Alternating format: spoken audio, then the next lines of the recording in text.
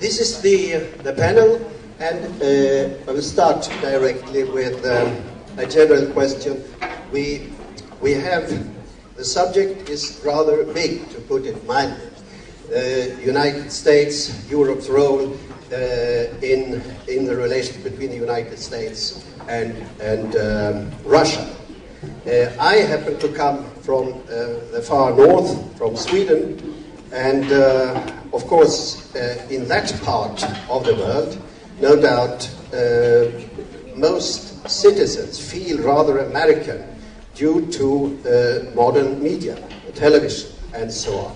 And the young generation speak rather good English with an American accent.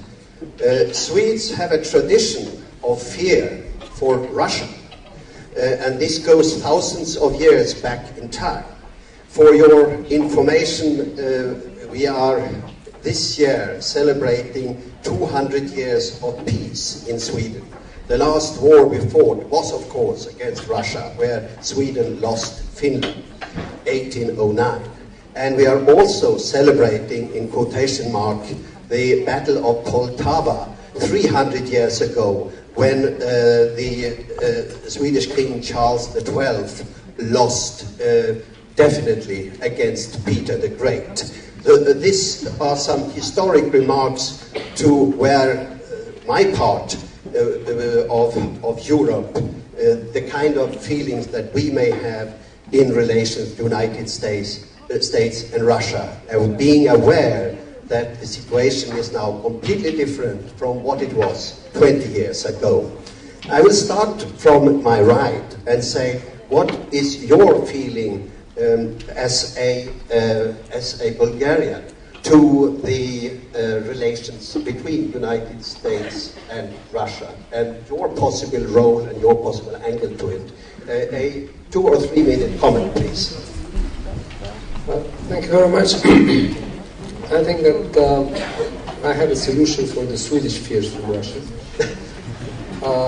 I think that it's high time for us to offer Russia a membership action plan for NATO. And I'm not joking.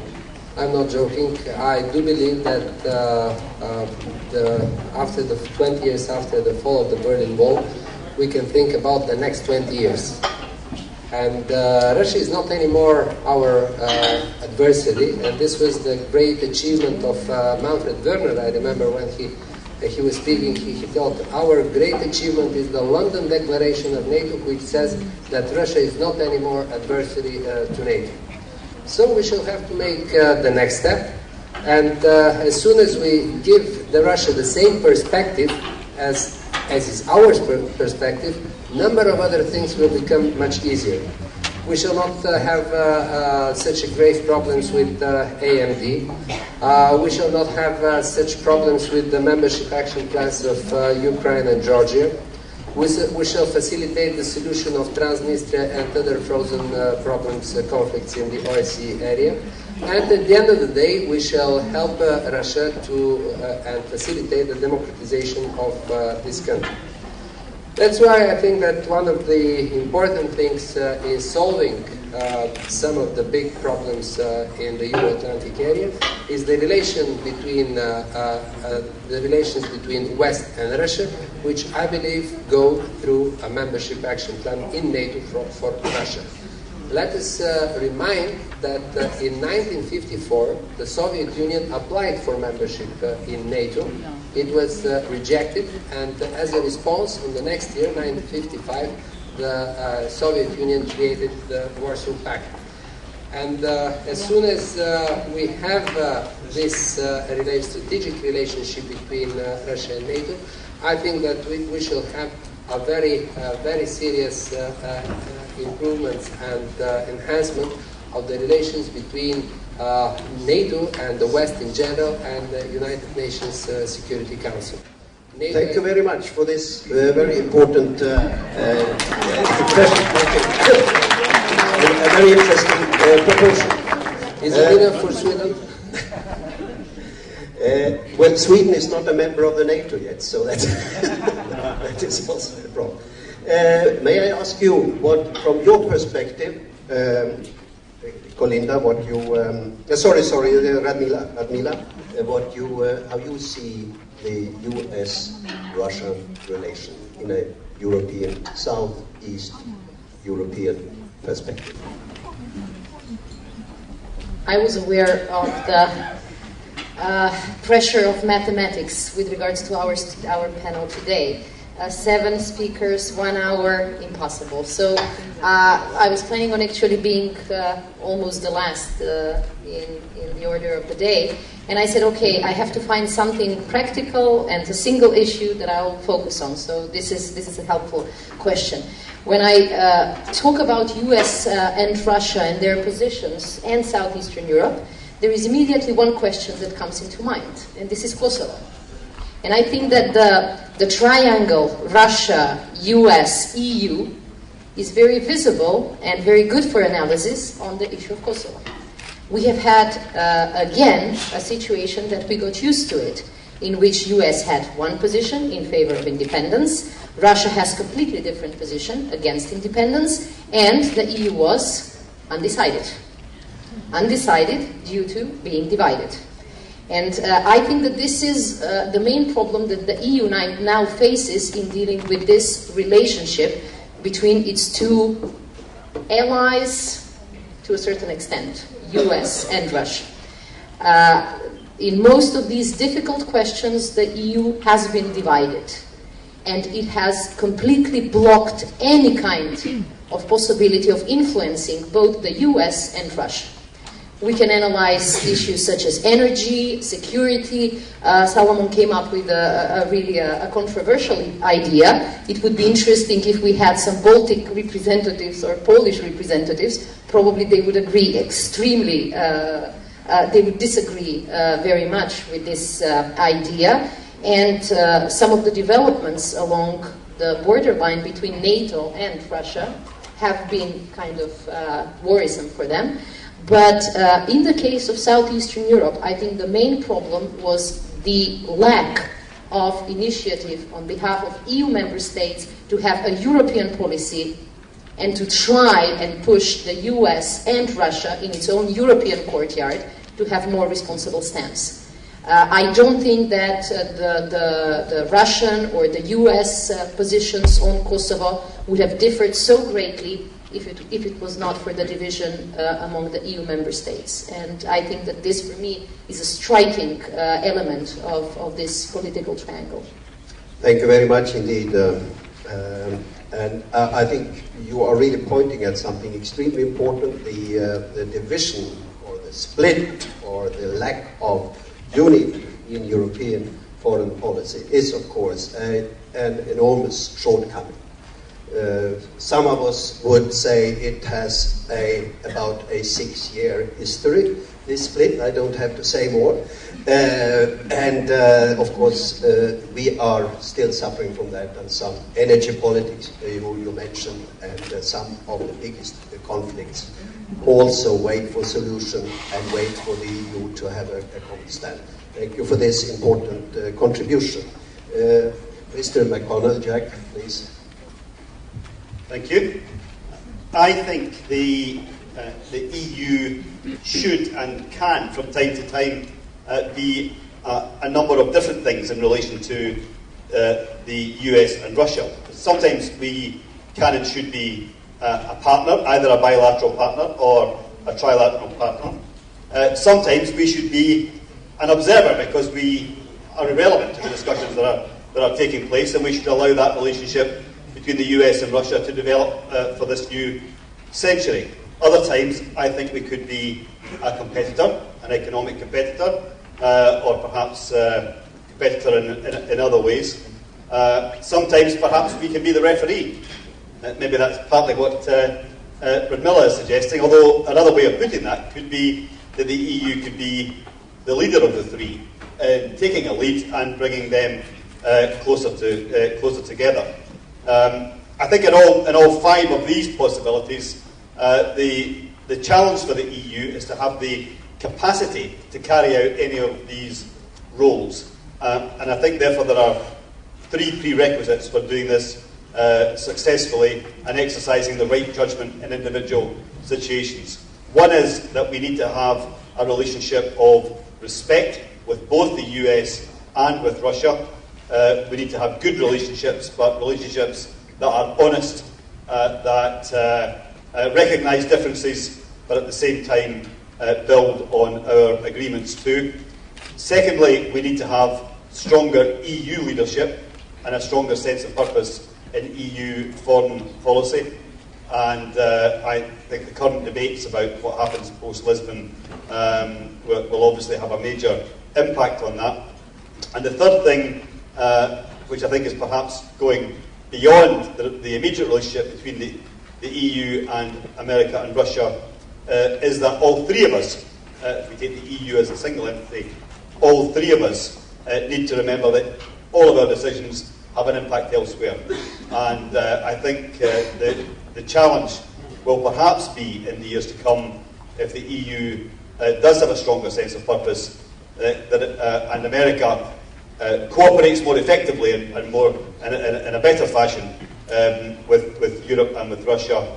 The challenge will be for all three of these important powerful identities to remember that in climate change, in trade and in security, the decisions that we make have enormous implications south of the equator, and at all times we should take that on board, because in the longer term that will have an impact on us too. Thank you very much indeed.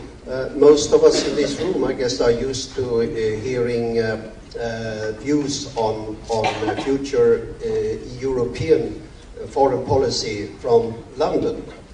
Do I hear a slight nuance here, coming from Scotland? A little bit more, let's say a little bit more EU positive tone? Possibly, although that could be, that tone tends to change in Scotland when we talk about fishing policy. But in relation to the issues in front of us today, I think we want to be much more positive. Well, remember, even Iceland wants to become member of the European Union now, and there you have a fishing problem. Thank you. Now it is Kolinda, please. Thank you. Good evening, everyone. Well, you know, coming from Washington, D.C. as Croatian diplomat in Washington, D.C., though, I would like to start tonight's discussion on my part with a quotation, a statement from the joint statement that was issued by Presidents Medvedev and Obama on April 1st in London, when they jointly declared that they're ready to overcome the Cold War mentalities and go ahead for a fresh start in relations between the two countries. So since we're marking the 20th anniversary of the fall of the Berlin Wall on Monday, and actually at the end of the Cold War, we have to ask ourselves why 20 years later we're still talking about overcoming the Cold War mentality. In 1989, when President Bush, 41, visited Europe, he declared that he wanted to see Europe whole and at peace, and then the elements of that policy were threefold, as a matter of fact. That was engaging Central and Eastern Europe and integrating it into the Euro-Atlantic institutions. So, taking that part of Europe into the Western fold. Secondly, it was diffusing the crisis, especially in our region in the Balkans, or as we prefer to call it in Croatia, Southeast Europe. And thirdly, it was a new relationship. It was engaging Russia. I would say that the first two elements of that policy were successful, even though today, as Radmila mentioned, we're still talking about unfinished business in Southeast Europe. And in addition to Kosovo, I would mention Bosnia and Herzegovina as well, where certainly Russia, the European Union, and the United States will continue to play the role in further constitutional changes. The NATO and EU enlargement help Central and European countries on their way to democracy, reforms, etc. However, it proved to be detrimental and even corrosive to this relationship with Russia. However, with President Obama, with his statement and intentions of opening a new chapter and changing the whole atmosphere in the relationship with Russia, I think we have a new window of opportunity arising in 2009. And that window of opportunity really has to be used. And I would repeat what one of the colleagues already said. Russia has to be engaged It has to be engaged more forcefully in the discussion in the context of NATO and Russia Cooperation Council.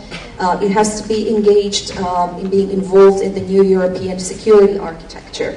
And there are a number of other areas where there is room for cooperation, such as counterterrorism, combating piracy, arms control, especially the new agreement replacing START on arms control, cooperation in Afghanistan, Iran, North Korea, and of course trade, economic cooperation and investment.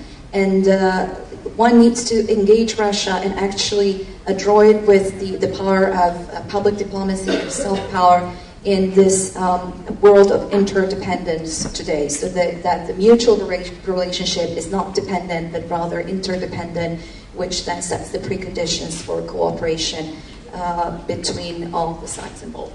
Thank you. Thank you very much indeed. I now give the floor to Ivaylo Kalfin. Please. Thank you very much. I don't know, I mean, on this panel we are mainly presenting very normal. Is it on? There is a light here. I was saying we are presenting, if you look at the participants in this panel, the very north and the very south of Europe. I'm not sure whether this is the mainstream of Europe, but especially sitting in Germany and in Berlin. But I think that the situation in the US-Russia relations and the role of Europe changed dramatically over the last 20 years. 20 years ago we had a divided bipolar world, and Russia, then Soviet Union, and the United States were in the core of this competition. Let's call it mild. And the division of Europe was a few blocks from here, very visible. What happened in these 20 years? This is that one of the blocks lost the competition, very clearly. We have seen relations between the US and Russia developing in a very different space. And very important for Europeans, we have seen a very different role of Europe. Because 20 years ago, practically, first Europe was divided, and second, from a geopolitical point of view, it was a proxy of the Soviet-American relationship. I mean, it was giving some more flavor, some more color to this relationship, but it was depending on this relationship. Now we have a single player, which is the European Union, which has problems, I agree with that here. There are disagreements, there is a problem with efficiency, with decision-making, etc., but it is a sole player now. The European Union is a factor by itself now. So the situation is very different. We have different threats that we perceive. This is not the threat from the enemy sitting on the other side of the wall. At the same time, we cannot say that this relationship is in equilibrium. I mean, it was in equilibrium 20 years ago. Then it changed. There was a development. And I would argue that it is not in equilibrium now. Because we have what was happening during these 20 years. This was a very strong role of the United States after the collapse of the Berlin Wall. Even many people believed, including in Washington, that there is very much unipolar world, and there is a country which would be able to take responsibility for many of the problems in the world. We have seen that this is not possible. We have seen a new American administration which is very much turned towards multilateralism and more cooperation internationally. We see that now we have to find another combination of efforts from the different world players in order to identify the common threats and to achieve, to make common actions against them. Again, far from being there. We have an institutional multilateral environment which is still the same, which is not changing politically, which is a constraint now for this new type of relationship. And we have, Kolinda is absolutely right that there is a window of opportunity. We know what we want to do, we know what Russia wants to do, but did we ever ask Russia what they think? And I think that if you talk to them and if you look at the public statements, you will see that Russia keeps perceiving the world like it did 20 years ago. These are the enemies. To take the case of Bulgaria, we were part of the Communist bloc, we were part of the Warsaw Pact, now that we are in NATO. If you ask anybody in Bulgaria, nobody will tell you that we perceive some threat coming from Russia. But if you ask somebody on the streets in Moscow, how do you see Bulgaria now? They will tell you Bulgaria is with NATO, it is with our enemies. So the way of thinking in Russia has not changed. So again, I think that where we shall end up with this equilibrium, you might draw different scenarios on that. But I think that this is a very important moment exactly to look about the international institutional setting, about priorities, and about ways of reorganizing the international cooperation. I would mention G20, although it's only in the economic sphere, but I think that there is a need for changing also the institutional setting. Thank you very much. Mr. Benjamin Barber, please. My view will not represent that of my government or the United States, although I'm American, so please don't expect that. I agree very much with you. Russia hasn't changed very much. It had a lot of help in not changing, however, from the United States and from Europe. The end of the Cold War that marked the end of a bipolar world did not introduce us to a multipolar world, but a unipolar world of American triumphalism. And the attitude of American triumphalism that took one of the world's two great superpowers and overnight transformed it into what many of us would say was perhaps the reality, a marginal power on the edges of Europe without any influence, despite the fact that in fact it had a nuclear arsenal, the same as the United States, control of resources, including oil, that were vitally necessary to Europe, and an influence around the world next to it that remained very powerful. We turned it into the other, the outsider, now the bipolar state, but on which one side was an empty vessel with no power. We made no effort to welcome Russia, the new Russia, into Europe. I agree with my colleague that an invitation to join NATO would have been perfectly appropriate, or better yet, the disbanding of NATO, since NATO has no rational purpose other than a Cold War purpose, and with the end of the Cold War, that should have ended. It's interesting that Gorbachev will be here this weekend. Putin will not be here this weekend. It's Putin who should have, of course, been here, but we created a world in which that would be unthinkable to both him and probably to us as well. The second consequence of the triumphalist attitude was the triumph of capitalism. And if I were putting this panel together, I would have said, let's have Bill Gates or some other capitalist here.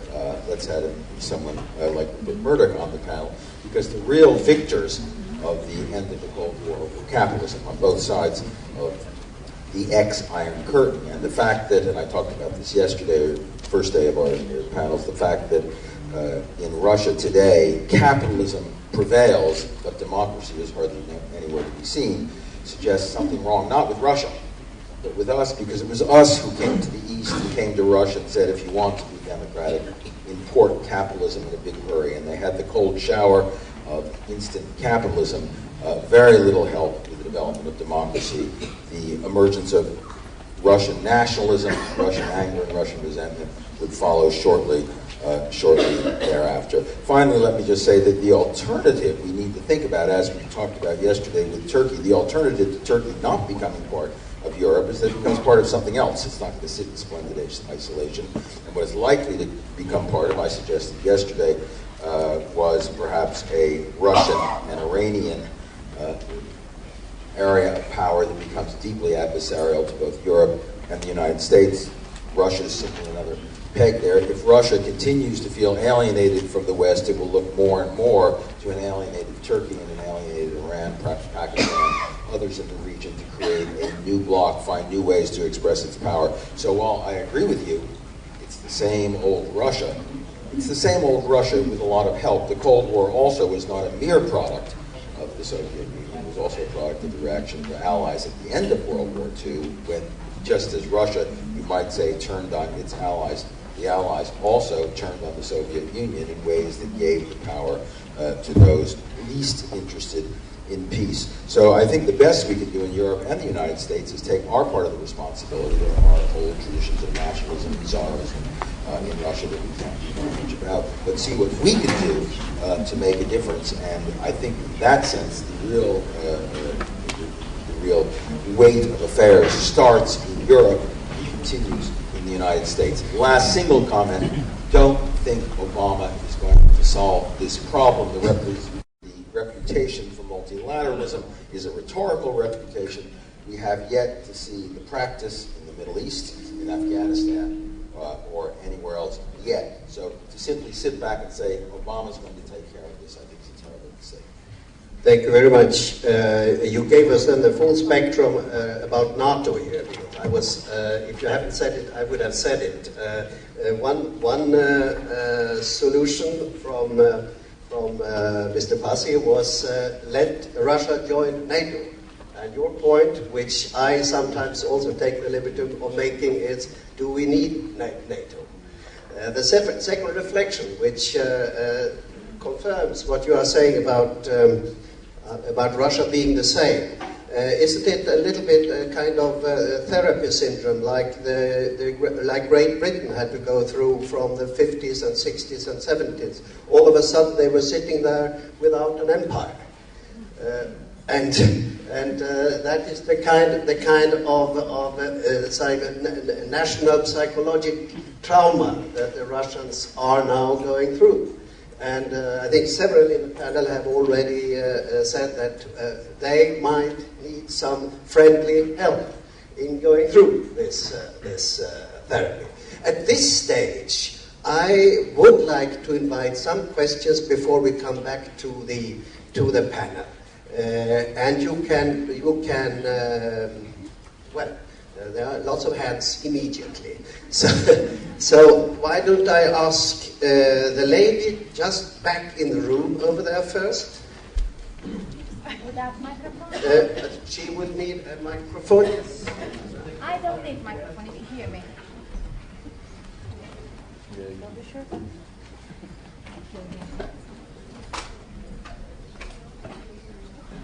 And you may address us individually or collectively, and we will see who will take. I think that it depends on you. It's known from the history that always between Russia and America there was a Cold War. And for example, Kennedy, Bush, or they were trying to pressure Russia. It's always been known. And last visit Hillary Clinton, I remember that it was written. Sorry, could everybody, including you, say first who are you from? Sorry. I said it so many times that somebody remembered from Azerbaijan. And when I was reading Russian media, Hillary Clinton before coming to the United States of America, they really were writing so much about it. They even write how much kilometers Hillary Clinton visited during her, after she was the government foreign minister, sorry. And, but there was such a speech after Hillary Clinton's visit from Russia. Medvedev said that Russia and American relationship was not so friendly during this period of time like now. And it was discussed so many times about it. I just wanted to know your opinion. Is it really a new beginning of their relationship, or it's a new plan beforehand? It's a new game, for example, planned beforehand. Thank you. Thank you very much. Anybody spontaneously prepared? Yes. Obviously, yes, I would say that the Cold War has defined Russian-American relations forever, but there was a phase of Cold War. And some academics have already started writing about a new Cold War. I would disagree with that as well. I would agree that, yes, we cannot expect from President Obama to resolve everything. But I think that steps have been taken in the right direction. And with Hillary Clinton's visit to Moscow, the fact that they made an agreement on a bilateral presidential commission that is to identify areas of cooperation and actions needed which comprises about 16 different working groups. There is a potential, but for every dialogue, there is also need for two sides to engage frankly in that dialogue. When you look at Russia today, I would not agree that Russia is in shambles. Yes, they've been through difficulties. They've seen, the Soviet Union collapse. But Russia is a major world power, and they have legitimate security concerns. Some of us may disagree with the concerns they have that NATO enlargement towards Russian borders constitutes a threat to Russia. However, that is a perception that Russia has, and most time perceptions in political life are political reality. So obviously this is something that needs to be addressed seriously by President Obama, by the United States, by NATO and the European allies that are members of NATO. And on the other hand, again, Russia needs to seize this moment and engage frankly in these discussions, state their concerns, and see how we can proceed and move forward. It's going to take years. I mean, there are going to be ups and downs, but I think that on the part of the U.S. administration, there's this genuine desire to get things moving forward. Thank you. Thank you very much. There was quite a lot of joking up in Scandinavia when Oslo decided to give Obama the Nobel Peace Prize. And people even thought, is this a joke? But I think upon some reflection, of course, it has to do with these enormous expectations we have, yes, and all these expectations cannot be met, no. But there is a new climate, the one you are referring to. There is a new climate, this is sensational, and for that he got the prize. I completely agree with that. Perhaps because I am and have been a politician, I've got a very, I hope, healthy scepticism about politicians. And no one should ever believe that any politician is perfect. But I certainly believe there is a new climate. And in that new climate, it is really possible to make progress. And it's going to take willingness from all sides. I also think there needs to be understanding. We need to be honest with Russia, and we need to be, as Hillary Clinton was when she was in Moscow, honest about the need for greater freedom and diversity and respect and tolerance and so on.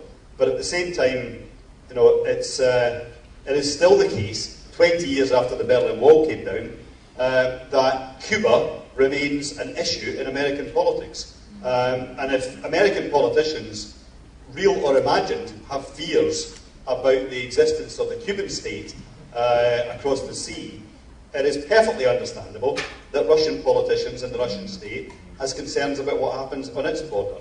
And whether these fears and these tensions are real or they are imagined, we need to deal with them in the real world. And I think that comes back to Radmila's point, where there are times when the European Union, as Sarkozy did when he was president last year of the European Council, the European Union can intervene and perhaps deal with some of those fears in a more neutral way than just the bipolar relationship. Thank you very much. Here's the next question, please.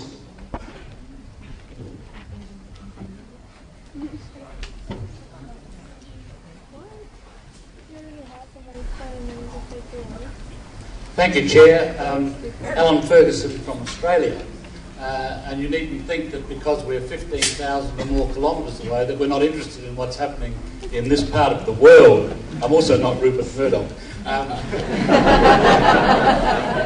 Can I say I was very interested to hear what the two ladies on the panel said when first we heard that there was division in Europe over Kosovo, and then we heard that President Obama and President Medvedev said we must put Cold War mentality behind us.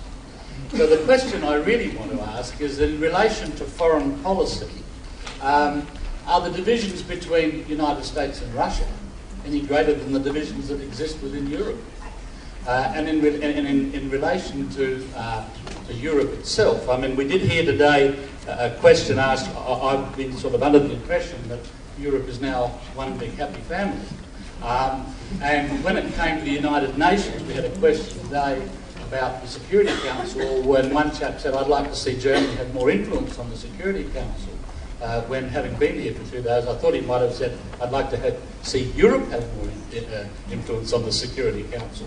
But the other question I want to ask those who are members of Parliament in European parliaments, when it comes to foreign policy, when they go home to their own countries, which is their highest priority?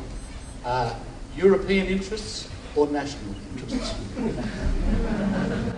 No, that's a good one. Who is prepared to comment? They're not at home, so the question and answer won't count. Won't count that. One quick remark on the relations between Russia and the United States. I have to confess that from my modest experience, they seem much more intimate and much closer than they appear to many other people. Moreover, I would say that they do not like middlemen in their relations. Anybody who wants to go between Russia and the United States is on the wrong way. And I will quote a short story which came at the end of Bulgaria's presidency of OSCE in 2004, when we had to agree a number of documents between ourselves. We gave everything to the Russians. The West got everything that needed, so the documents were perfect. The Russian foreign minister Lavrov came to me and told me, "Look, Solomon, we shall not vote for this. We shall impose veto. This is not something between you and me. This is not something between Russia and Bulgaria. This is not something between Russia and OSCE. This is just between us and the Americans." 2 weeks later, exactly the same documents were approved without any single change in the text in a different format, the format of NATO-Russia Council. Why? Because NATO is perceived by the Russians as an American arm, while OSCE is not perceived by the Russians as American arm. So this is one very simple but very indicative example. Now I will come to your question. The national interest or the European interest. I love this question. I love this question. Can you tell me, you're coming from which province of South Australia? What is more important for you, the interest of South Australia or the interest of Australia?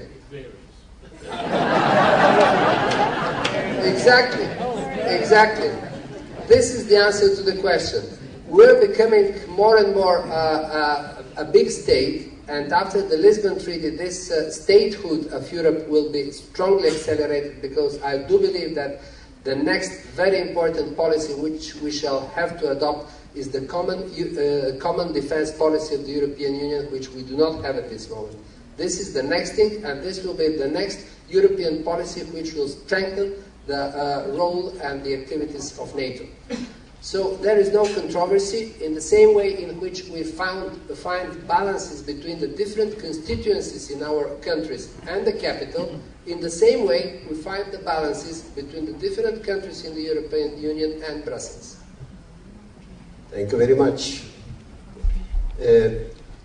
One very short comment, although I don't have the dilemma. We are still not a member state, so I can only represent the interests of my citizens. But I would like to say that every organized, more or less, family looks happy from the outside. But once you're in, you see the nuances, you see the fights, and sometimes fights can become ugly. I don't think that the division within the EU on Kosovo or some of the other foreign affairs issues was a result of US and Russian positions. I don't think this is the case. It is basically that some of the member states within the EU decided, for example, that the Kosovo independence could have domestic repercussions. Nevertheless, it doesn't diminish the responsibility of the EU to be more active in dealing with problems that affect its soil. That was my main comment. And just one brief addition. I agree with what you said.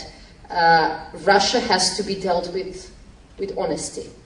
And I think part of the problems of today are a result of a slightly dishonest approach in the beginning of the 90s.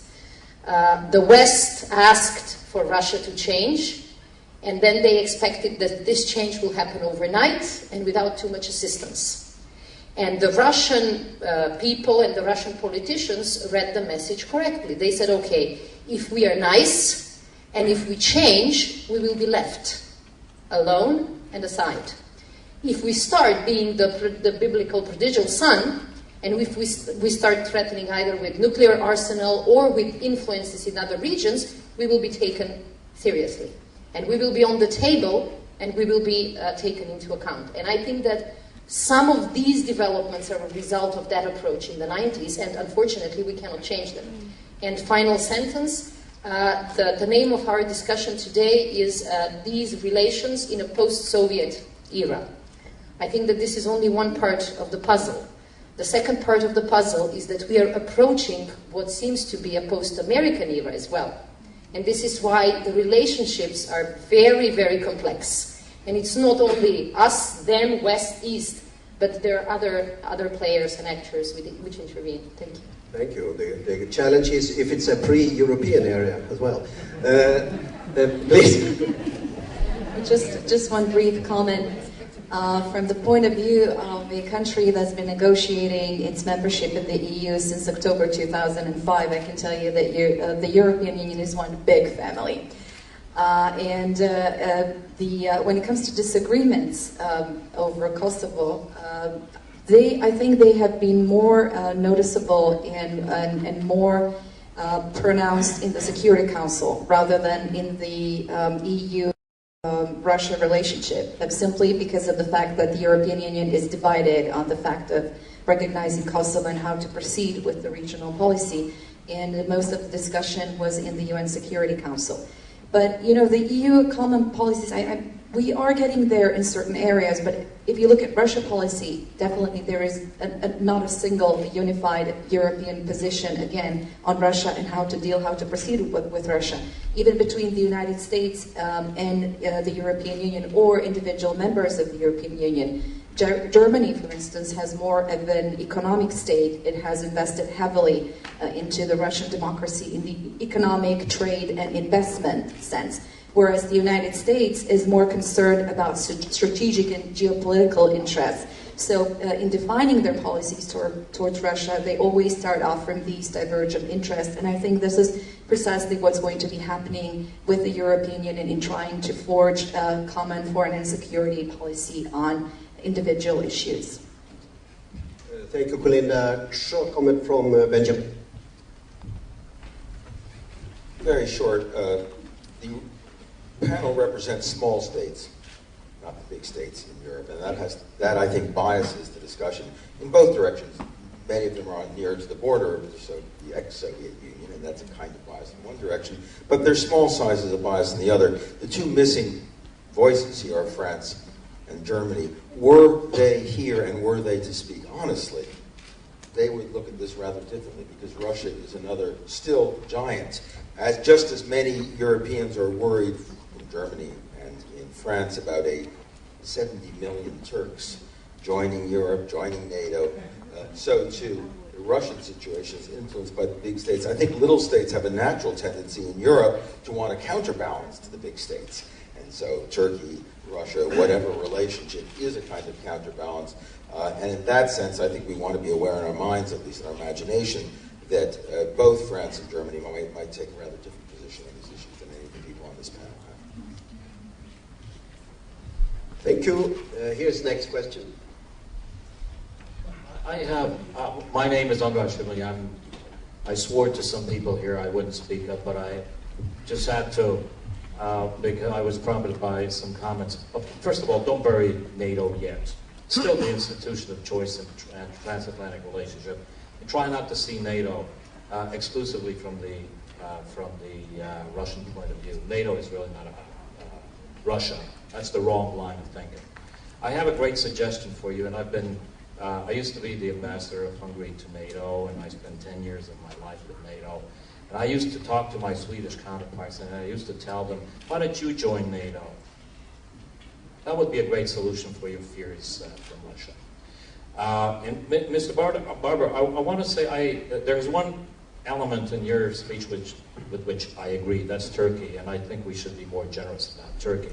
But I beg to disagree about the rest. Don't beat up so much on the United States, because honestly, I look at Europe and America as one big family, and I'm perfectly okay with U.S. leadership if it's right. Finally, I have a question. Oh, by the way, small states, Scotland is a big state. I mean, Small state, big impact. yeah, you're right. But I'd like to. I love that. Your question, please. Okay, I just want to say Scotland is very close to my heart because the best Secretary General ever was Lord Robertson, and he's a Scot. But I want to say, what is this post-America thing that you were talking about? I'd really like to know what you're talking about because I don't see that happening. I hope I didn't misunderstand. Let me just, there's some, I was almost about to say the same thing, I can reassure you, because... We are getting in late. No, there are quite a lot of futurologists who have these kind of scenarios. There are lots of scenarios, so I guess that was what you were referring to. Who can say what the United States is in 10 years? Next question.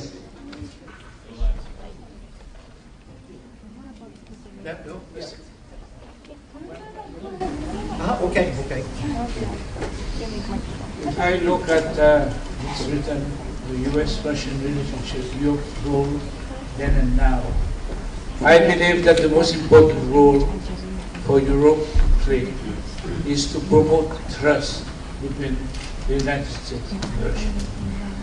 We must not overlook the impact of all these years of Cold War, of systematic propaganda. On the one side, propagated by the US, CIA, etc., on the other side by the Russian side. We who come from third world nation know how we impacted. Personally, I always had the idea that Russians were people who carried horns, were, if they were to conquer the world and massacre. I was surprised after opening up to meet Russians and to realize, well, these people, they like us, they're full of radavie, they're full of capitalist instinct. And I think therefore, US and Europe has got a role to bring all these terrible ideas about Russia and vice versa, because finally, we all belong to the same world, and Europe has got to look at the situation realistically against the background of the problem in Georgia recently, where the Georgian leadership thought that the American would come and interfere in the fracas when the Soviet Union crossed over Ossetia, etc. Realism has got to be faced, but trust must be built, and trust is going to take some time. Thank you.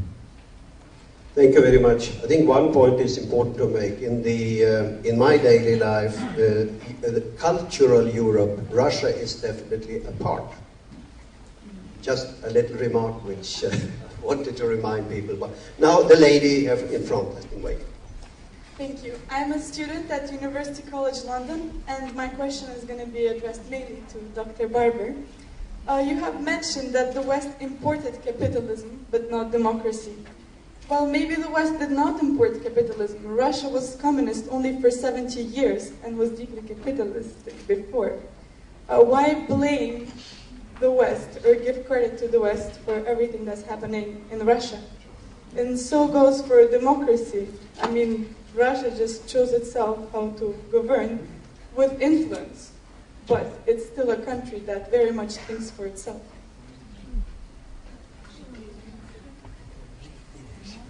Thank you. I don't mean to blame Russia for all the problems we have. I only want to suggest that they're not solely responsible for them. Prior to the Soviet Revolution in 1917, which a British and Allied expeditionary force tried to bring to an end before it was even over. We want to remember that's part of the history that led to Cold War. Eventually, Russia was not, of course, a capitalist country, but a feudal country, an agricultural country. So, in a sense, Trotsky hoped he would have combined development and you could somehow do both at once. But I'm not sure there's a history of capitalism there. And there's no question that the ex-Soviet man wanted very much to become a consumer man. My point is not that they didn't wish for it. My point is we helped persuade them that democracy was about consumerism, was a surrogate for consumerism, that once they had consumers and capitalism, they more or less had what was necessary for democracy.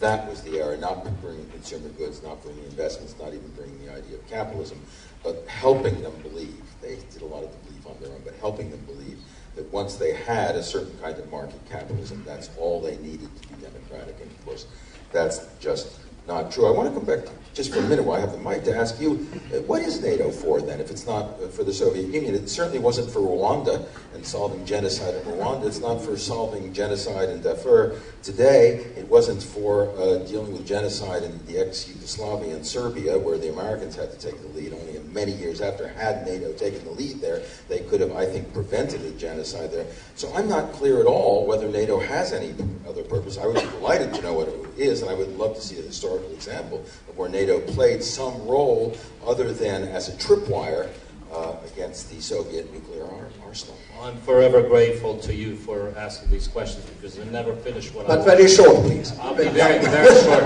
Okay, just because NATO is another subject. I know, just, okay, I will, but it is definitely a related subject. One thing, Russia has to decide whether it wants to become part of the solution or the problem. And let's not blame ourselves for everything that's happening in Russia.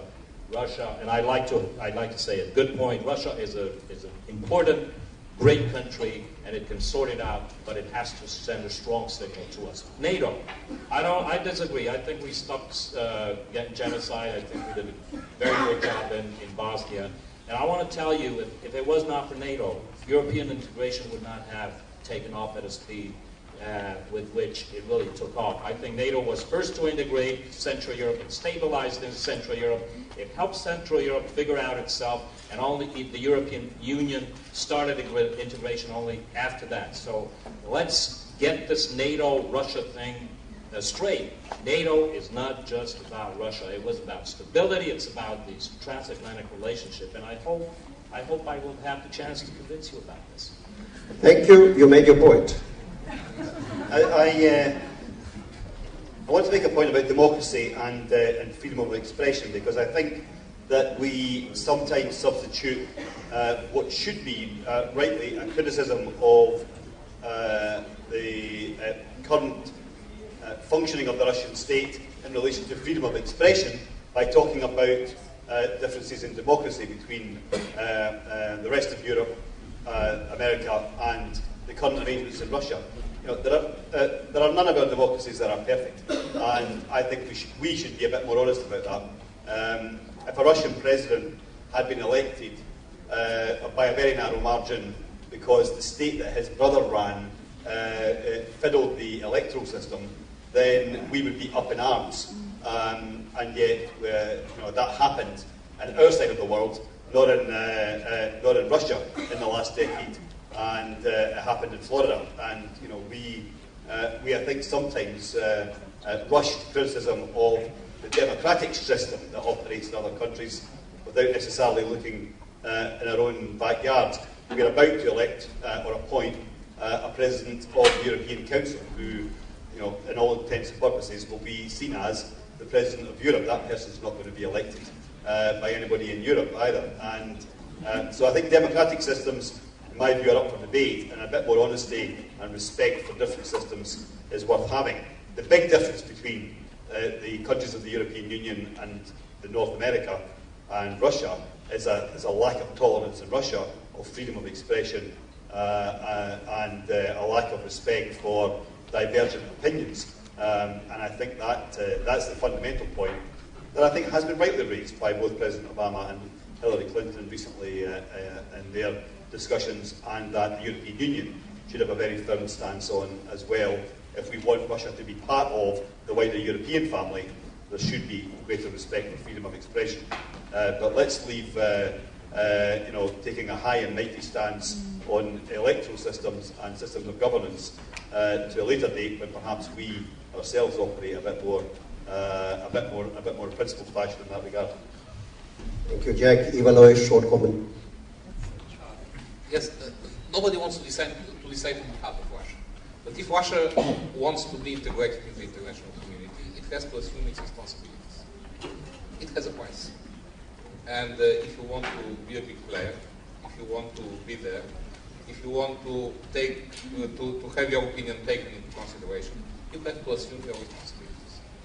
And if there is something which is, I think, not tolerable, this is that in the same logic, people in Moscow decide that they can make decisions on behalf of people sitting in Kiev or in Odessa or in Chisinau. These are independent countries that still Russia is talking about near neighborhood, and they say this is our belt of security here. Might be. I mean, we have really to be to try and to understand the Russian arguments. Very often they have a good point on that, but there are some red lines, and one of the red lines is that you are not to live and one country decide on behalf of another one. If Ukraine wants to get into NATO, please. Let's deal with Russia what are going to be the safeguards, but don't ask Russia. If Georgia wants to get into NATO, don't ask Moscow about that. And this is something very important. And when we talk about the role of Europe, the role of Europe depends very much on Europe. Europe is not a middleman between Russia and the United States. It shouldn't be. But Europe is not also an observer in this relationship. Because Europe is already a player in the international field. Simply with the demand and supply laws, there is a demand for soft policy. And Europe is the only big power, the biggest economic power, by the way, in these days, even of crisis, which is able to provide this soft power, and there is a demand for that.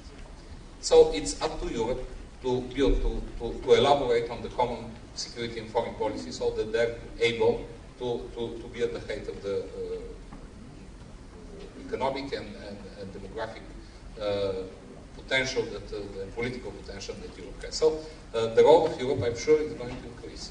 And I think that everybody understands that. Big countries, small countries, all the countries, being in the energy field, being in the international trade field, being in the security field, Europe has much more leverage if it works together than if separate countries try to fix separate arrangements. Thank you very much. Don't forget that France, United Kingdom, Germany and Italy, each of them have a defense budget about the same level as Russia. The difference is, of course, the number of nuclear capacity. That's clear, but that's an important point. You have the floor now, sir. Thank you very much, and thanks for a very interesting discussion. My name is Martin Hope from the British Council. I was based in Moscow until quite recently. I'd just like to make the case for a much more investment in cultural and education programs with Russia to build long-term trust and engagement, particularly among the next generation of leaders. I think it's very important that we don't take money out of cultural and educational programs,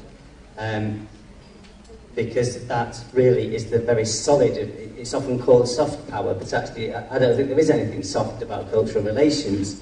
It is the hard platform, it's the web of civil society networks and links that are created, particularly now with the internet, that can be created between Russia and Europe, and that will build the platform for trust for the future. We did an interesting piece of research when I was in Moscow, perceptions of the UK in Russia among young people and perceptions of Russia in the UK. And it was amazing how little people in the UK know about Russia. Very little. I mean, you know, apart from the top of the head associations of vodka, fur hat and communism. People in the UK are unaware of Russia's great culture. Russia has a huge amount, I think, to teach the world. We have a lot to learn from a country which produced Tolstoy, Dostoevsky, Chekhov, the Ballet Russe. You know, at the turn of the century, Russia had a huge cultural influence on the West. So I do think it's important that we try to learn Russian language, understand Russian culture, and of course that has to be two-way. But links between universities, links between cultural institutes, film schools, these are the kinds of things that need to happen so that in order to stop the mistrust, if you like, continuing. I remember reading a book by Dale Carnegie called How to Win Friends and Influence People. And I think the main point that I got out of that was that you influence people more by listening to them than you do by talking at them. And it's a point that Professor Barber made yesterday, which is that my experience of Russia is that the more you listen, the more they trust you. So that's just my final point. Thank you. Here. I think many do agree with what you said. I want somebody from a little bit further away there. The lady, you have, okay. You give it to the one you think was first in line.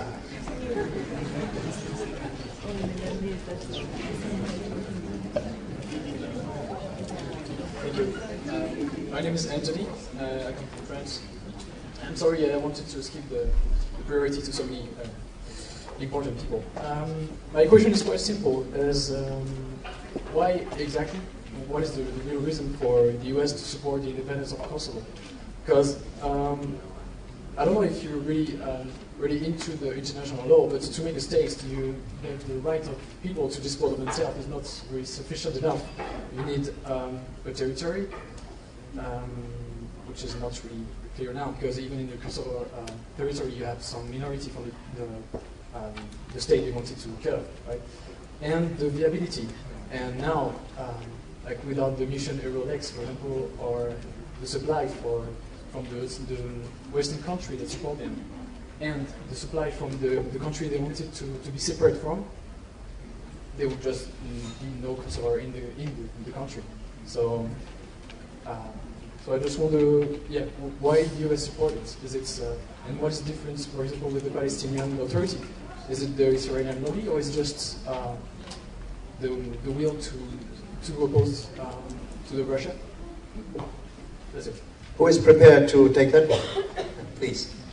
Since I raised the issue, I'll bear the consequences.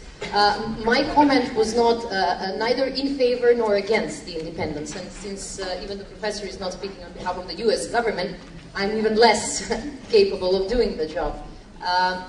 I was speaking from a very selfish position of a neighbor who has been a collateral damage of the Kosovo problem and the rest of the wars in Yugoslavia for 20 years. And you know, after 20 years, you're sick and tired of the so-called international community intervening when they choose to do so, and then disengaging when they choose to do so, and leaving the consequences to the region. I think that all of the countries involved, Serbia including, Macedonia, Albania, Montenegro, Bosnia, indirectly, are paying a huge price for this political limbo in which we never know whether we have a new state in our neighborhood, where we have to negotiate with them and so on, or is it still an undecided situation? Let me tell you the Macedonian problem. We have signed an agreement on the border definition with that time Yugoslavia in 2001. And we have dealt with the authorities in Belgrade, because this was the political and the legal situation. Immediately afterwards, when we started the process of actually putting the stones, another wall, putting the stones in place, the Belgrade authorities said, okay, we can do it in the Serbian part, but we cannot actually access the mountains and the rivers, which are part of, the unknown Kosovo territory. Then we addressed the UNMIK authorities. Okay, let's do this job with you. They said, no, it's legally not clear. We couldn't do it with ULEX, we couldn't do it with UNMIK, we couldn't do it with Serb authorities. After establishing diplomatic relations, and I cannot go into the details now we're doing it with the Kosovo authorities. And I don't know whether someone can clear the legal, political, and the diplomatic mess. But I don't think that it is our role to pay the price for this division within the EU and within the international community. This is why I thought that the EU could have played a much better role in dealing with the situation in Kosovo, both by helping Belgrade and by helping Kosovo. And just a side comment, if we are talking too much about the viability of newly independent states, I think we will have a long list of problems, because Kosovo is not the only newly created state which has been non-viable in the beginning of its independence. And unfortunately, there are open issues with Bosnia. We have a very strong international presence, which keeps the three entities together. There are other cases, not only in the Balkan region, so it's a really much wider debate. And finally, I owe an answer to my post-American comment. I really think that the situation in the world today is very different to the situation in the 90s. The bipolar world was changed with a unipolar world. I don't think that this unipolar world is here anymore. And the role that America has and the power that America has to influence, both in the good and bad direction, is no longer there. And I just read a comment about the EU in one of the magazines saying that if they don't do something, they'll end up by being spectators in G2 world. So it's not G1, it's not America, it's America plus China. Some would say America plus Russia plus China. But I don't think that we can fool ourselves that this is the world of the 90s. It was easier, I agree with you. Thank you very much. I think there are lots of people, even if Germans or French would have been represented there, they would agree that the European Union needs to get its acts together in many foreign policy issues. Short comment. Yes, a short comment from another neighbor. Croatia is not an immediate neighbor of Kosovo. However, we are neighbors with Serbia. And of course, we're in a very delicate position, the same as Macedonia. We understand the position of Serbia and the position of Belgrade. However, Kosovo was a new reality, a new political reality that became recognized by a number of countries. Just a few facts, because the colleague who asked the question mentioned that it wasn't a viable state, etc. From the legal standpoint, Kosovo was part of the former Yugoslavia in the sense that it was an autonomous province in the Socialist Republic of Serbia. However, it did have its own borders, and it did have a representative in the collective presidency of the former Yugoslavia with the right to vote. And as far as viability is concerned, a lot of states have started out with international assistance. Again, Bosnia and Herzegovina is another example. And I think that Kosovo is on the way of stabilization, of building its institutions and a civil society as well. And certainly it will be a player in Southeast Europe. Let's hope so. Thank you. You are next. Yes, my name is Sarkis Dayan. I'm a lawyer from Lebanon. I would like to make a few observations in relation to what Dr. Solomon Passy said with regards to integrating Russia into NATO. I think that Russia, I don't think that the leadership of Russia nor the people of Russia seek integration of institutions, let alone integrating NATO. That's first. And I think that we should be very careful understanding Russian suspicions and Russian fears and Russian apprehensions when it comes to the West. We don't seem to understand Russia, I think that Russia should be treated with respect and with honesty, as some of the panelists said. And I think that we should be adopting a gradual process, whereas we deal with Russia, for instance, integrating the Ukraine, integrating Georgia into the European Union, and this is the role of the EU as the Foreign Minister of Bulgaria rightly pointed out. And I think that at a later stage, and by the same token, we can cooperate, Europe can cooperate, the West can cooperate with Russia on a number of issues, non-proliferation, drug trafficking, human trafficking, and so on and so forth. And then, at a later stage, I think that Russia would be ready to integrate NATO. Thank you very much. Down there, a hand up. Yes, the lady.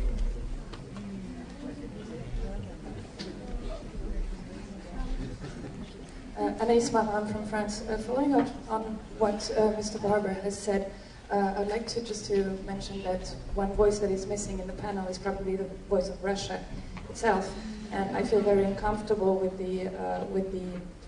what has been discussed these past few days without Russia being consulted on what it thinks of other big neighbors like the European Union talking about integrating, involving Russia, and not listening to what Russia itself wants to say. Also, I would like to follow on what Mr. Hope has said, Martin Hope.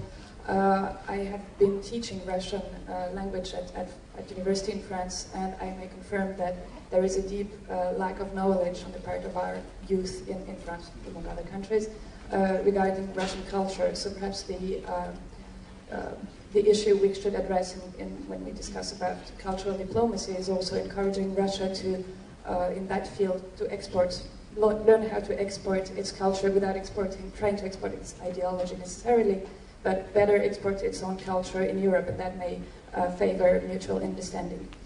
Coming to my question, it goes to Mr. Passy. I would like to know if the idea you expressed about inviting Russia to join NATO is a personal view or one of your government. And to enlarge the debate on that topic, wouldn't you think that perhaps the OSCE would be the best suited institution, since Russia is already a member, and perhaps not for forever, since there are pretty difficult diplomatic situation between Russia and the OSCE, especially regarding the way election observation missions are conducted, and I'm very afraid that Russia might leave the ODIHR and create, well, it has already created its own CIS organization for election observation and disseminates its own version of what is democratic institutions. And I think this is quite dangerous. So perhaps instead of talking about integrating Russia into NATO, we should reactivate the OSCE. Thank you for your first observation. I used to be a colleague of yours. I have also been lecturing in Russian. But you were approached, please. Well, thank you very much. First of all, at this moment I am not in the government, not in the parliament. I'm in my NGO, the Atlantic Club, and I represent my own opinions. But to tell you frankly, in the last 20 years, my own opinions used to become opinions of my government some 10 or 20 years later.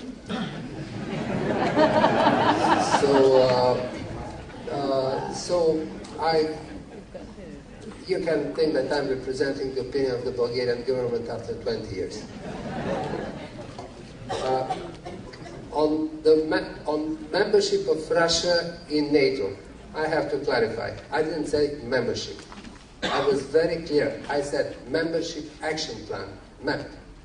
This MAP might be 10, might be 15, might be 20 years span.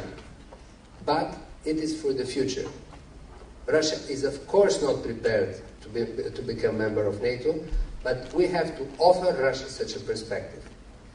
This will be a mechanism to democratize Russia. This will be a mechanism to change the public opinion of Russia, because we have to change their public opinion. This is, you can call it a cohesion action plan, not necessarily membership action plan if people are afraid of the membership at this moment. Speaking on Kosovo, the biggest winner of the independence of the international recognition of Kosovo will be Serbia. Serbia will be the big winner when Kosovo is recognized. Why? Because then Serbia will say goodbye to the illusions. Serbia is today living with illusions. We as their neighbors understand them, but we know very well that these are illusions. The sooner we help them, the better. And one thing more, Serbia and Kosovo might be given joint perspective as a tandem in vis-a-vis the European Union. This will be absolutely stimulating for the two countries to develop themselves. And speaking on our main topic, the US-Russian relations, I don't want to talk about the ordeal because I have a number of things to tell you in the couloirs. Coming back to the major topic, the US-Russian relations and the role of the European Union. Of course, our relations with Russia are important. They're very important. They're major. But sometimes I have to share that we are over-obsessed with these relations. Sometimes we forget that there are other parts of the world which do not have borders with Russia. We forget about Asia, we forget about Africa, we forget about Latin America. Coming to Latin America, there is a very important change there, which is largely underestimated by the Western world. These are the changes in Cuba.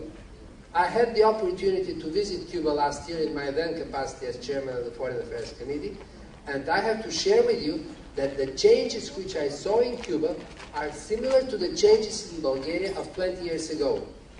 So my natural question was, what will happen with Cuba after the changes? And the immediate answer which came to my mind was, well, maybe we should invite Cuba to join NATO.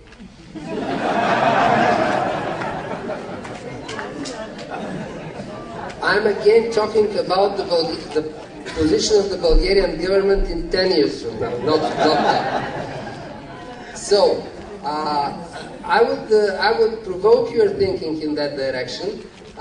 Try to distance yourself of what is Cuba today, and try to think that if Cuba goes the same way in which Bulgaria, Romania, and all of our neighbors had in the last 20 years, maybe it will be very natural, more than natural, to have Cuba in NATO. And this will be very good for us, good for Cuba, and good for our relations with Latin America.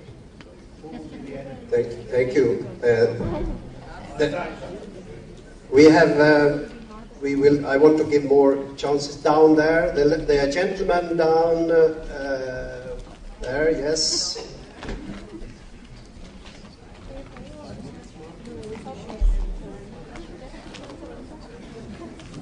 Hello, my name is Jens Deutsch, and that's the name I'd suggest. I'm from Germany. I would like also to address the NATO discussion. I would actually very much like to reframe it in a certain way. I might step on some toes in this way, and I might be a little idealistic, but I would like to draw the line back to a discussion we had before this day, and refer to when we talked about Eisenhower's warning about the military-industrial complex. And what I'm trying to say is, I think we're trying to keep here up an institution, the NATO, that was, in my view, literally created for the Cold War and had his legitimacy through the Cold War, and is now trying desperately to keep itself important in some way. And I'm not that idealistic that I would say we don't need any military forces at all, but I think that NATO is the wrong way to start with, and I would rather, because like you're trying to integrate Russia into something that was meant against the Soviet Union, so I don't think that is a good picture at all. And what I would like to suggest is, and I'm going a little bit along Paul Collier, who suggested in his book, The Bottom Billion, what to do about it, would be small, and the emphasis on small and also on quick, responsive force within the European Union that could be deployed in conflict situations, and that would be legitimized by the regions where they are employed. And let's say if it's employed to Africa, it would be the African Union that legitimizes it. And maybe then into that force the Russians could be included, because there would not be the former offender of it. And I would like probably the panel to comment on that. Thank you. Thank you very much. You happen to have a little support here around in this on this panel, which we have indicated already. May I concentrate your question in the following way, perhaps, and ask very briefly the panel to say, particularly for those who have recently become or who are candidates to become members of the European Union, which was most important, the relation with Washington or the relation with Brussels, Strasbourg? Let's start there. You have already almost answered the question in your statement before. Well, as soon as we got the invitation to join NATO in 2002, our efforts were much facilitated in the negotiations with the European Union. And this is, I'm sure that I'm speaking here on behalf of Hungary, on behalf of Slovenia, on behalf of the V7, the Vilnius 7. The negotiations with NATO facilitated by large our dialogue with the European Union. And moreover, my personal view again is that we should encourage in future the European Union to enlarge with countries which are only members of NATO. I don't think that we shall have to encourage the split inside the European Union vis-à-vis NATO. And that's why one of the big advices that I think we shall have to give to Serbia, which is a special point in this discussion, that it should take a more clear position in its foreign policy. Serbia, at this moment, you possibly know, is organizing a huge celebration for the 50th anniversary of the non-aligned movement. With all my due respect, but the non-aligned movement and membership in the European Union are inconsistent. Inconsistent, full stop. And this was proven by Cyprus and Malta, which got out of the non-aligned movement on the 1st of May 2004, on the day when they joined the European Union. So let's tell our Serbian neighbors, friends, brothers, I would say brothers, that what is the right way to do it. Thank you. Yes. I have a comment. I mean, personally, I must say I'm a very strong supporter of NATO. And I had a privilege, actually, of delivering the instruments of ratification of our treaty, and by which action Croatia became member of NATO in April of this year. I believe that NATO has done a lot, especially for democracy in Central and Southeast Europe. NATO gave shape to the reforms that are complementary with the process of EU accession. It has firmly set human rights as the criteria for membership, and it paved the way for EU enlargement. It wasn't a rule, but it was a fact that basically countries apart from the neutral ones, such as Austria, they first became members of NATO before they became members of the European Union. And for a while we thought that we were going to become members of the EU first, but it happened that we became members of NATO. NATO is trying to redefine its role. There was, of course, a lot of suspicion within Croatia as well within our own public for the purposes of NATO, what the benefits and what the shortcomings would be. But I think what's most important is assuming responsibilities for security, not just in our own neighborhood and in Europe, but on the global scene as well. I mean, NATO has started with humanitarian operations outside of the traditional Euro-Atlantic area, and who knows what the future might hold. There was a panel of wise people who are trying to restructure the future and see where it will go, but I believe that there is a strong future for NATO, and we should cease to perceive it as an arm of the Cold War, because it's proved that it has crossed the line that divided Europe, and that it has engaged very actively the new democracies in transitional processes and in taking this global responsibility. Thank you, Kolinda. One last question, then I will ask each panelist to have 1 minute last statement. Time is out. Back, the lady in the middle here. My name is Ursula Balicka, and I'm from Poland. But I have a pleasure to do my degree in European Studies and Politics in Scotland at the University of Dundee. And maybe before I move to asking my question, I would say that as I'm from Poland, yes, we think we need NATO, and NATO is needed.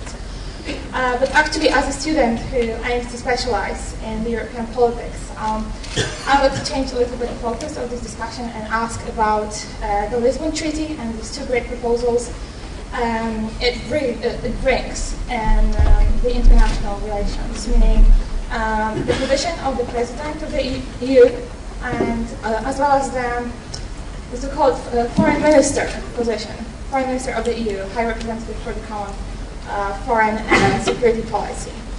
My question therefore is, will these two positions, this whole aim to strengthen, to consolidate and improve coordination of the EU policy, particularly these two positions, will they contribute to improving relations between the EU and Russia, as well as will they improve the position, like to what degree actually I'm interested, how effective, will they contribute to improving relations with Russia. And I would be interested in the comments of the representatives of the European countries, but also I would like to hear Professor Barber's opinion on this as well, as a person who maybe does not represent the government of the country, but as a person who lives on the other side of the Atlantic. Thank you. Thank you very much. Why don't you ask, Benjamin? Why don't you start?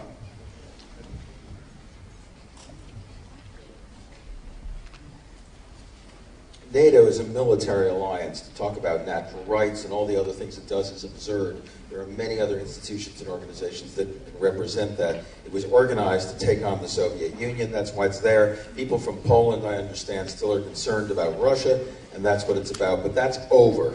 And now you want me to make a general statement?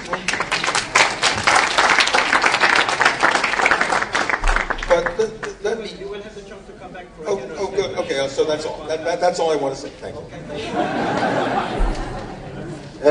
Who more wants to comment on the question of the lady? Yes. Would this just be the general statement too? No, this is not Well, I was going to... The point that she raises is the point I was going to make in my general statement. So can I do them? Can I do them together? Because I think it's important that we look forward, and not everybody in this room is from European states, but I think many people in this room are the next generation of influential politicians, academics, or advisors in European states, and I think there is a very real role for the new European Common Defence and Security Policy in this whole debate. I think it's very important, if there is a new High Representative on Foreign and Security Policy, that person gets off on the right foot, as does the President of the Council. And I think relations between the European Union and Russia should be a significant priority for these two individuals in their new roles as they start over the coming weeks and months. Whoever they are, they need to be strong, experienced leaders. They need to be people that President Medvedev and Prime Minister Putin would deal with. And I think in the way that the world is going to develop over the next 10, 20 years, whatever happens in or out of NATO, and I'll let my Bulgarian colleagues speculate about that, I think there is in my mind absolutely no doubt that we are going to see a South American bloc of nations that is far closer economically and politically and in a security sense than it is today.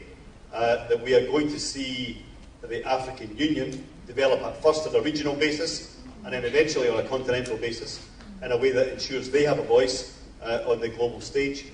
I think we are going to see obviously the continued rise in influence and significance for China and India, and potentially for Indonesia, and perhaps if Japan's foreign policy and security policy changes, perhaps for Japan too. And therefore we need to ensure that the European Union speaks coherently with a strong voice, and also that the European Union and a European Russia have some relationship together in those global discussions, because we share so many interests, because we share such a significant land border and so many countries between us that look to both of us to operate a bit more effectively together. So I think absolute priority for the new High Representative and new President of the Council, in my view, should be to establish strong, honest but positive relations with Russia, with a view to securing a European future for Russia rather than an isolated future for Russia.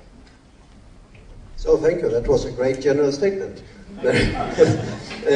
So the question is, almost for the rest of the panel also, shall the new president and the new High Representative for Foreign Affairs go first to Moscow or to Washington, or one of them goes to Washington and the other goes to Moscow? On that line, maybe have the last remarks from Mr. Passy. Thank you very much. We didn't have much time to talk about the enlargement of NATO in Africa. But I think that we can save this for the next event of the Institute for Cultural Diplomacy. Mark, thank you. Actually, if I have to identify at the end of this so inspiring discussion what is the major battle of NATO that NATO will have to win, this is for me the battle with the public opinion, or the battle for the public opinion. The public opinion is a stronger weapon than any nuclear weapon. And NATO deserves a Nobel Peace Prize for what it did in the last 6 years. On the contrast, it is now on the bottom of all opinion polls for ratings for popularity. So if I have to give an advice to the new Secretary General where to put more efforts in his efforts, this is the battle for the public opinion. And I think that gatherings of this sort might be of a great help to increasing the public opinion, the public support, and I would like to very much thank Mark Manfred and his colleagues for all their efforts. Thank you.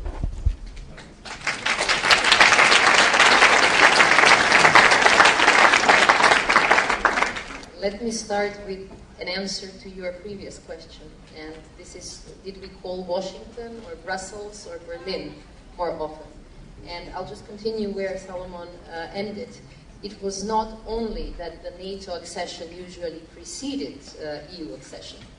It is also with regards to EU accession that sometimes a call to Washington would help more than a call to some of the capitals. And it's cynical and it's not fair, and I regret it because it shows the weaknesses of the EU, but we are all realistic politicians, and we know that sometimes the right person in Washington would make the right call in London or in Berlin or in Paris. I do hope that this will change with the new president and the new foreign minister. Maybe I'm too optimistic and maybe I'm naive, but there are two things that will decide the fate of the EU global power, soft or hard or whatever, smart or expensive.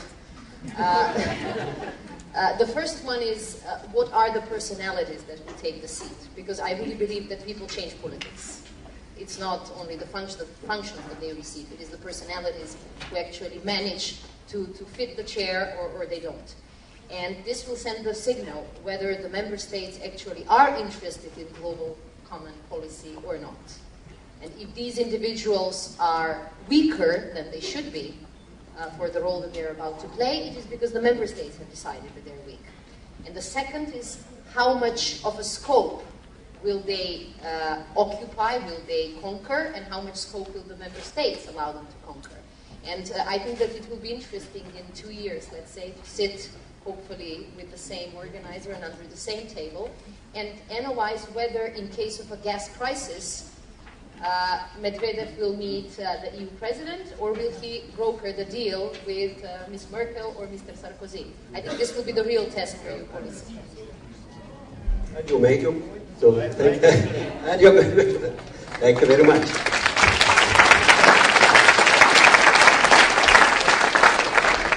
Thank you.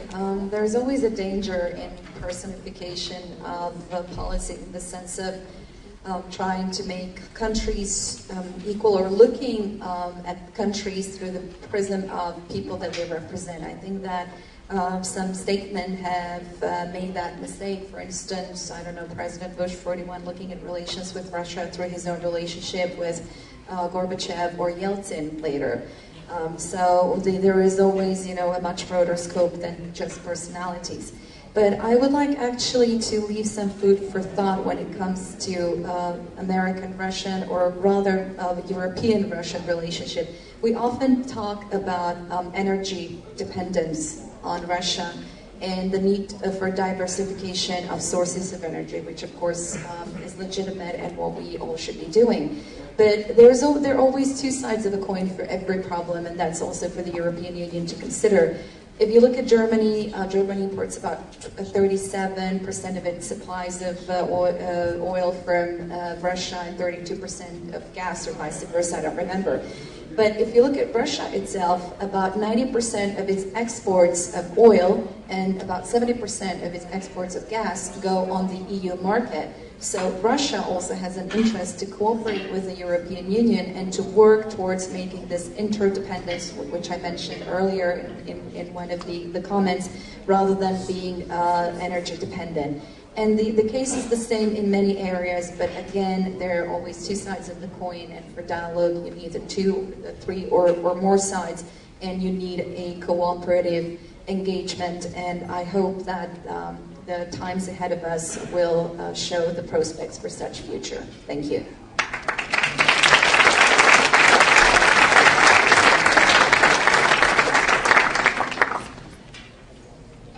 I have a little bit of convenient feeling after this discussion that after questioning that many times the very sense of NATO, we shall end up in some 10 years' time having Bulgaria and Cuba being members of NATO, the only two, possibly Russia maybe.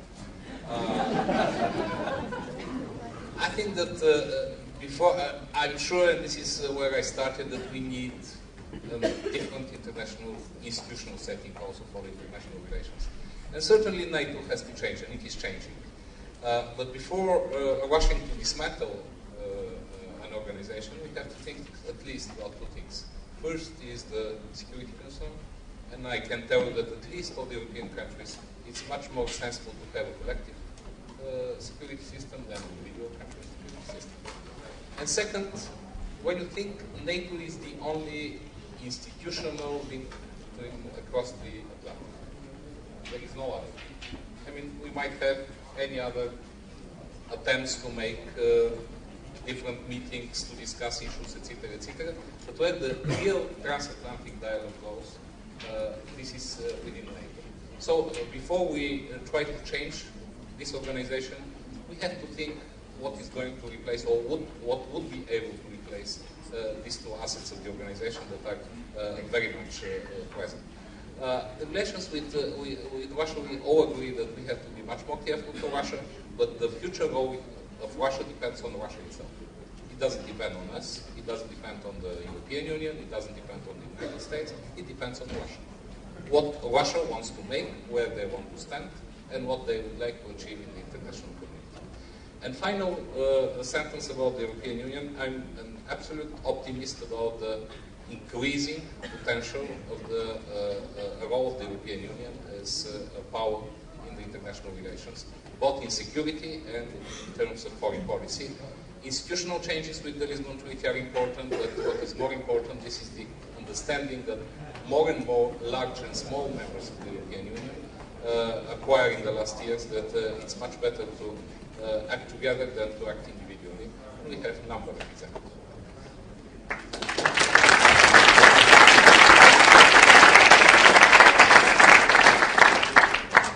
Mr. Chairman, this will be a slight surprise to you, but not to Mark Domfrey. I want to combine my final statement with also an announcement, which Mark will participate in, so perhaps you'll indulge me in just a minute or two more than just a minute, because I'm going to do something that involves that. But I want to start with something that would have been my final statement anyway, a kind of cognitive dissonance here, if you look at your programs.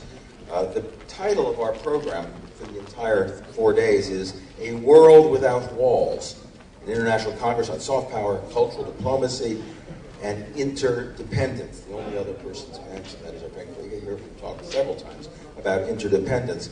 But then, listen, from the old walled world of hard power, independent states, our panel title, which by the way focused discussion itself a lot on a state-military alliance, the title was The U.S.-Russian Relationship, Europe's Role Then and Now. Is this 1860 or 70, the Crimean War? Is it 1914 that we're looking at? That title would be equally suitable then. We've been talking for 300 years about nation-states, the concert of nations, international relations, and this discussion today fit perfectly into it, but the intent of this Congress was, in fact, to try to move us beyond the language of nation-states. And naturally, with a group of people representing nations and foreign ministries, we had a very lively and important discussion about these old nation-state relationships. But the reality is the world we live in is not simply post-Russian or post-Soviet or post-bipolar or unipolar or even post-American. It's post-sovereign. That is to say, sovereignty itself no longer is the controlling principle of relations among nations, and that nations are no longer the principal agents that citizens consult when it comes to international problems. The missing voice here, in fact, is citizens of that world without walls, referred to in the title, since most citizens, when they think about their problems, don't think very much about the states they belong to, but think about challenges which are genuinely interdependent. The institutions represented here, the state, NATO, concert of nations, are to be sure rooted in sovereignty. But none of the problems we face have anything to do with sovereignty, nor can they be effectively or efficiently addressed by sovereignty. If you're an ordinary citizen, you're worried about climate change. You're worried about the rise of the seas. You're worried about the melting of the glaciers that affects your water supplies. You're worried about CO2 emissions, which cannot be allowed to go beyond 350 parts per million, are already approaching 400 parts per million, and we're talking about at Copenhagen capping them maybe at 450 or 500 parts per million. Much too much. If you're an ordinary citizen, you're worried about crime and drugs, which has nothing to do country by country with what we can do to control. If you're an ordinary citizen, you're worried about markets and labor, markets and capital, which we know individual nations cannot control and do very little about. You're worried about technology and the internet, the World Wide Web, which is not a Croatian web or a Sarajevan or a Russian web, but is indeed a World Wide Web. You're worried about diseases like HIV, AIDS, like Hong Kong flu, like swine flu, that again cannot be dealt with public health system by national health system. You're worried about terrorism, which is in the hands not of rogue nation states, but of malevolent NGOs, which owe nothing to any particular state, but move around at will. Those are the new problems, and yet all of these new 21st century interdependent challenges we respond to exactly in the language of our discussion today, the 19th century language of nation states and coalitions of nation states and alliances of nation states. And my argument, and I think the argument that Mark and I wanted to put forward in this Congress, is that we need, and it's evident in this discussion, we need a new language. Most of us are still hanging around in the neighborhood of sovereign states. Sovereignty certainly is important to nations that claim sovereignty as their essential definition, yet it's almost useless in dealing with the real problems that we face. And that has created a profound asymmetry between the challenges we face and the institutions we possess to deal with them. And we're going to witness that in a month in Copenhagen, when 180 nation states are going to go and deal with a global problem on our earth, which cannot be dealt with state by state. There will be no effective solutions. There will be negotiations, but the one person you can't negotiate with, the one entity you can't negotiate with, is our earth, nature, science. That will not be changed by anything we do in there, and a number of people have hinted at that. We clearly need not just new institutional arrangements among states, but new agents of change, new entities that cross borders the way the problems we face cross borders, and that is the world of interdependence we're talking about. Right now, that world of interdependence is a world of brutal, cruel challenges. It's mostly a mean and cruel base interdependence, the interdependence of disease, of terrorism, of predatory markets, of ecological change.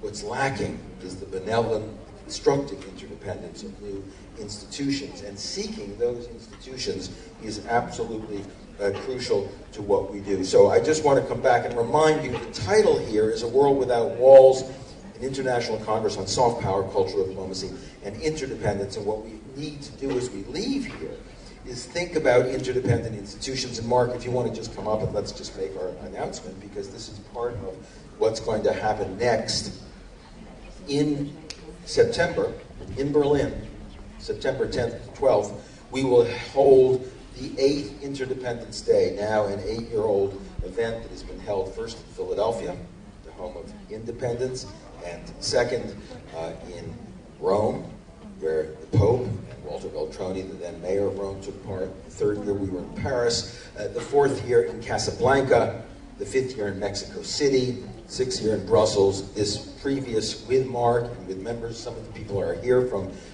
your youth group in Istanbul, and next year we will be in Berlin looking at institutional civic alternatives to nation states as agents to deal with interdependence. And Mark, who put together this conference with Riemann and his colleagues in a very short notice, was hoping that this could be a kind of platform, a starting place for discussions with people engaged and embedded in power institutions now, to help us think about how we might move from the current institutions we have that have proved so ineffective and inefficient at dealing with these things to other institutions which certainly cannot ignore the nation state, which will be around for a long time, but have to find solutions that move beyond and utilize, but get through and beyond the nation state, get over the walls. And when our discussions insist on circumscribing themselves with the discussion of national walls, national sovereignty, what states can do, what coalitions of states can do,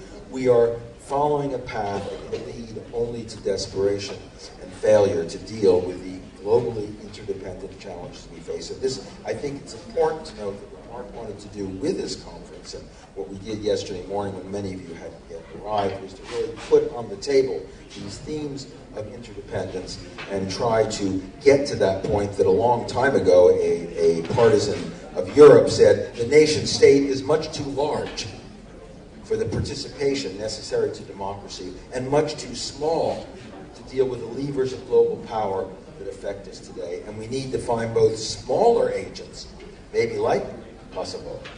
In that sense, it's the ideal provincial size. Maybe these small states are ideal. And then larger entities, regional entities like Europe and others, and eventually global entities that both can deal with interdependence and maintain democracy. The final point I want to make is that right now, for 300 years, democracy has been tethered to the nation state and has flourished inside of the nation state.